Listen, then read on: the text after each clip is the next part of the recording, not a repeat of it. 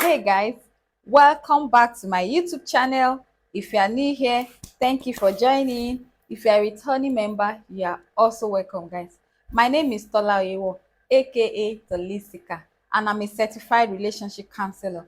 On my channel here and through my other social media platforms, I share wholesome and awesome content, tips, and resources on relationships and marriage. So stick with me to the end.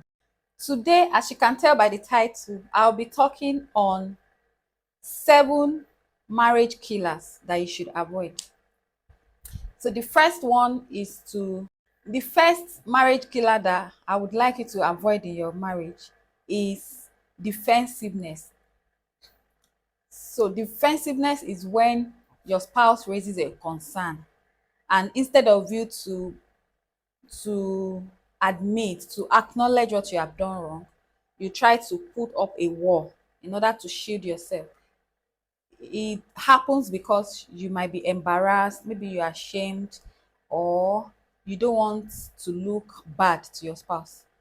But then doing that will not help your relationship, it won't help your marriage, because when you do that, it means that you are not going to make any changes about your behavior that is being corrected. So it's important for you to pay attention. It's important for you to understand whatever it is that you have done wrong, whatever it is that you are doing wrong, and make amends as required. The second point is pride, and that's a bit connected to the first one. Pride, sometimes you are defensive because you are proud. You don't want to look bad to your spouse. You don't want your mistakes to be laid bare in the open, so you tend to defend yourself. But pride is a very bad habit. Is a major killer in marriage. you know Unwillingness to accept your wrongs, unwillingness to listen, thinking that you are better than your spouse, thinking that some things are beyond you, maybe even chores, thinking that maybe some things are beyond you, thinking that you are above, you are better, you know it more than your spouse, is a very bad habit in marriage. I need you to avoid that. And the third point is lack of accountability. Lack of accountability is important for us to be accountable. you know Someone says that if you are not willing to be accountable, then don't go into marriage. In marriage, you just have to be accountable. In marriage, you can't just go out without telling your spouse your whereabouts. You can't just spend money without taking your partner's uh, opinion into consideration. So it's important for us to know that we must ensure to be accountable to our spouse, because when you get married, you are not going to be living on your own. You now have someone in the picture, your spouse in the picture, and of course your family in the picture. So it's important for us to be accountable, considering how your actions, your inactions, your decisions will affect your family. That's very important. The next point I would like to talk about is lack of responsiveness, unwillingness to respond to your spouse's request. Okay, so I'll give an instance. Let's assume that maybe your spouse likes to eat jollof rice, but you probably like to eat just white rice. You are okay with white rice. It's not okay for you to say, oh, because you like white rice, all you need to do in that house is to make white rice.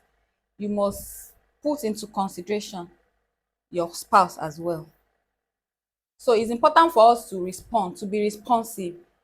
If your spouse is saying, I don't like this, are you responsive to that?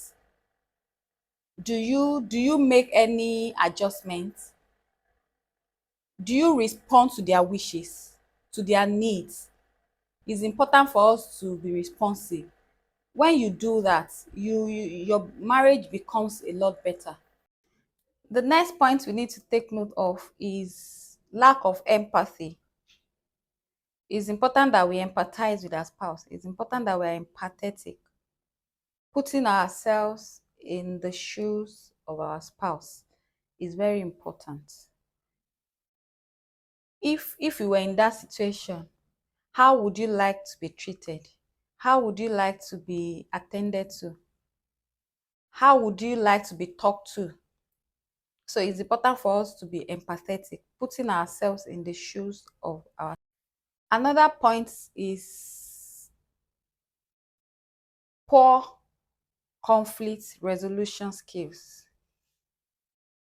In marriage, there will be disagreements because we are from different backgrounds. We've had different experiences. We have different personalities. We have different approaches to different situations. So when there are disagreements, how do you, as a couple, handle it?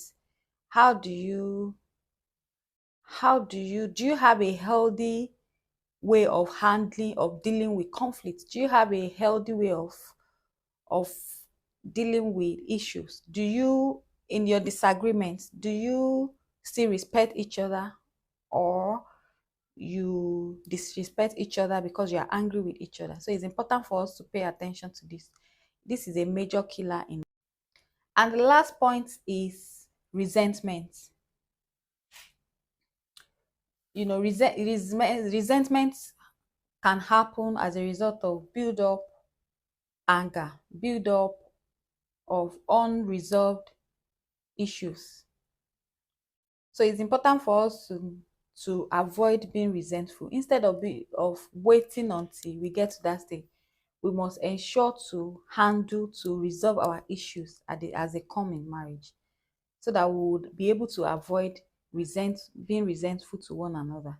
That's very important. I really do hope that these few points will help your marriage and, of course, your relationship as well, if you are single. So, thank you very much for watching. I would like you to please leave a comment for me.